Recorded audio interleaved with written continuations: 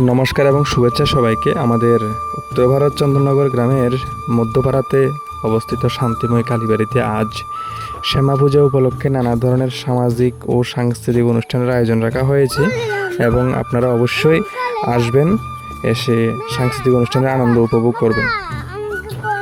পাড়ার যুবকরা মন্দিরটাকে সুন্দরভাবে সাজিয়ে তুলেছে এবং পূজার জন্য প্রস্তুতি প্রায় সম্পন্ন।